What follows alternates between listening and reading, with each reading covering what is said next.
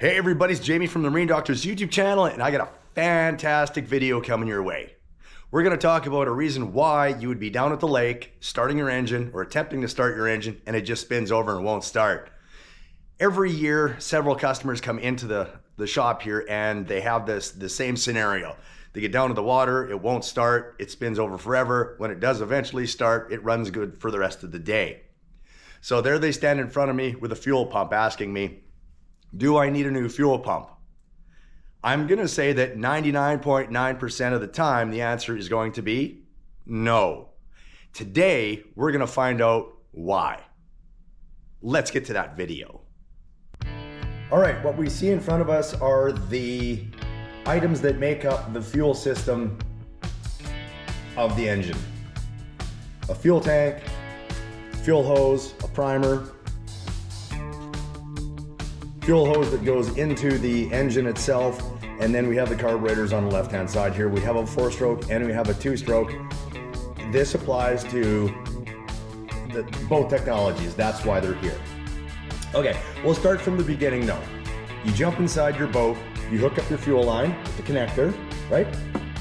You squeeze the primer bulb, the fuel goes through, goes up into the engine, into this hose. This hose then feeds these carburetors.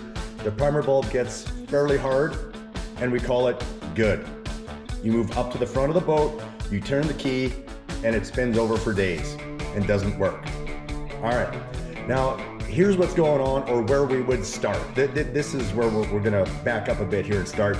As Ricky from the Trailer Park Boys says, there's a number of reasons that things like this can happen, and the first one is A. So we're gonna start at A. So inside the fuel tank, there's a hose or a pipe that leads down inside. You see right through that hole there's a black filter. That comes up to the top, and then that feeds the fuel into this fuel line. Now, if we already know that the customer or you're capable of running your engine after it initially starts, we can eliminate this. Okay, but let's back up a little bit though and make sure that everything right here is sound. We want this valve open. We want to utilize the primer bulb in the correct fashion. This is the incorrect positioning of a primer bulb when you're using it. We actually want the primer bulb, and I'm just going to do it this way because everything is all wound together. We want the primer bulb actually pointing up so that the valves work properly inside the primer bulb. All right, carburetors. 4-stroke, 2-stroke. Let's get into those. When we initially prime the carburetor, we fill up the system, or fill up the float bowl, I should say, with fuel. Now, provided that this is full and we activate the choke, there we go. We activate the choke. As the engine turns over, it should pull fuel out of the carburetor into the engine and start the engine. Once the engine is running, we flip the choke off, and then the engine should sit and idle. Okay, that's the idea.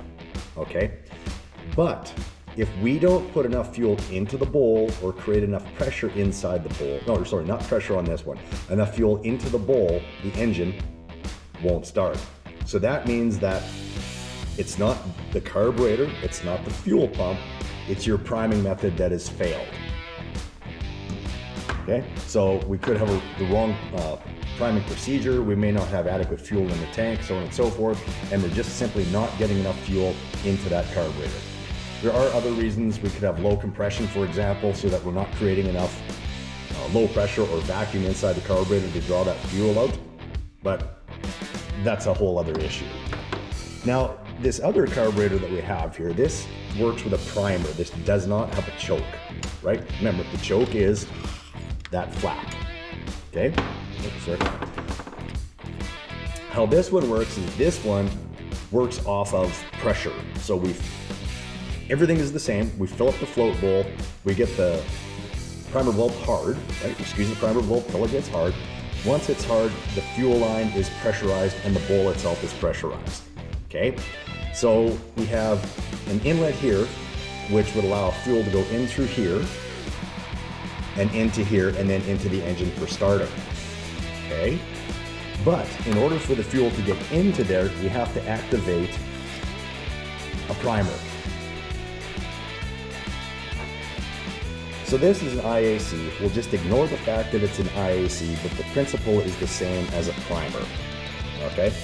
We have electricity comes in here to activate the solenoid that's inside here, opening and closing off one side of these bars, okay? So we pressurize the one side and it's held back with the solenoid that's in here. We activate the choke, so we turn the key, we push in the choke, or sorry, the solenoid opens the valve, and the fuel then goes through here, through a small hose, into here, and then back into the engine as you're spinning it over.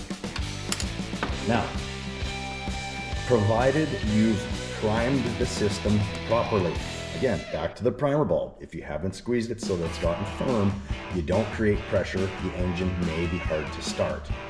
Right?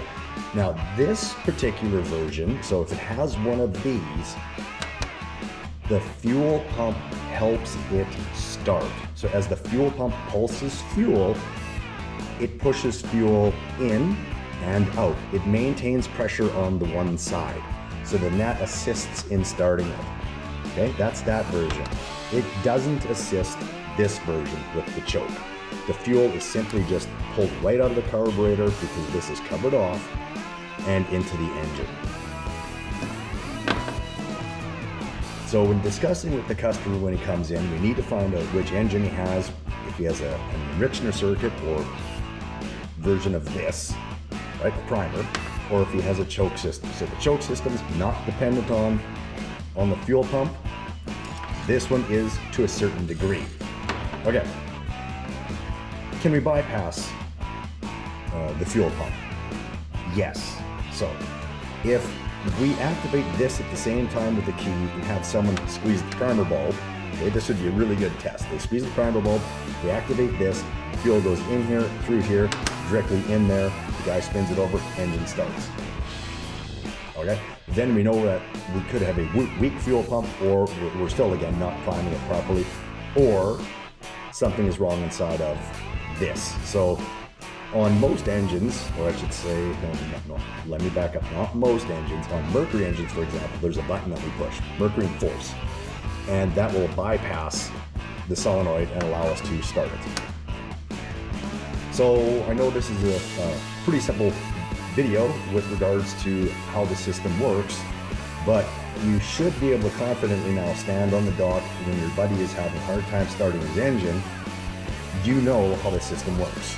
So you can make a educated guess as to why it's not going to work for them or why they're having trouble starting their engine. All right, that's it for this video. Please like, subscribe, and comment below if you like. I really appreciate it. And remember, primer bulb up.